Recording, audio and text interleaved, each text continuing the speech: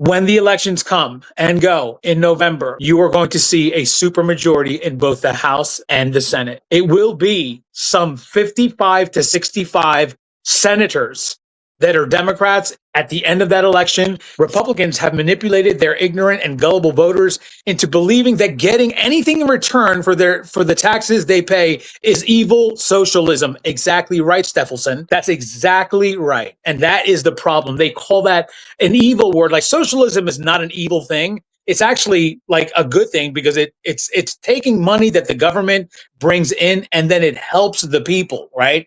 That's all it is. But they've been brainwashed into thinking that socialism is this like communist dictator type thing. Now, it is like that in those types of countries when you have a bad government. We don't have a bad government. We have a bad leader right now, but our government is not bad. Our government can actually implement these socialistic programs for the people, like universal health care, child care for all, university, like all these things can be done because we have a good government. We have a good system. We don't have somebody that can take over the entire country. We are close to that with Donald Trump. It's the closest that we'll ever be, though, but he's going to be, all of this is going to be thwarted in November, because what he thought and what Republicans thought was that everyone was going to love everything that they're doing and that they're going to just be voting in masses to get to bring them back and to complete this dictatorship that Donald Trump and the Heritage Foundation has been angling for 40 years since Reagan was in office.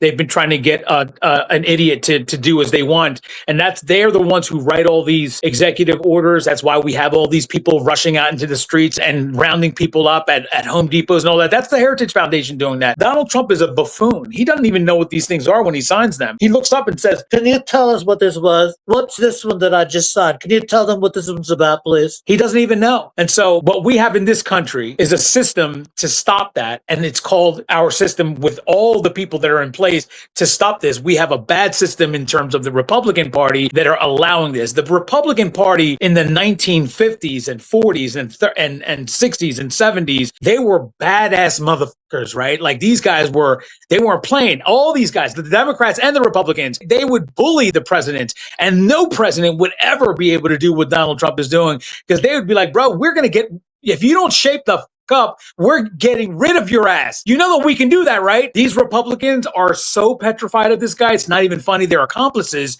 in his attempt to try to take over our country. But we as the people are going to stop it, and his ass is going to be impeached in 2027. You can mark my words when I tell you that. And then you can also mark my words, and we're going to wrap it up in just a couple seconds here. You can also mark my words when I tell you this. When the elections come and go in November, you are going to see a supermajority in both the House and the Senate. It will be some 55 to 65 senators that are Democrats at the end of that election. 55 to 65. It's going to be a bloodbath wipeout in this upcoming election. And when it comes to the Senate, you can expect some 300 Democrats and 135 Republicans. And you're going to see other things too, like Kentucky. You're going to see Mississippi. You're going to see places like that flip and have a Democrat senator. You're going to see Kentucky, Mississippi, and Texas have massive flips from Republican to Democrat in terms of the House of Representatives, because these Republicans are so dumb. It's like you cannot even make this shit up. I'm going to talk about this and then we're going to wrap it up. All right. So say your goodbyes in the comments now. This is how dumb they are. Here's what happens when you gerrymander, okay? When you gerrymander, you're basically taking, Johnny over here is a strong Republican candidate who is in office. His district, okay, is a 60-40 district. Now, it's a strong Republican district. I have to remind everybody about this before I say this too. There's more Democrats in Texas than there are Republicans. Let's just make sure that we say that little point, because I know that people don't know that.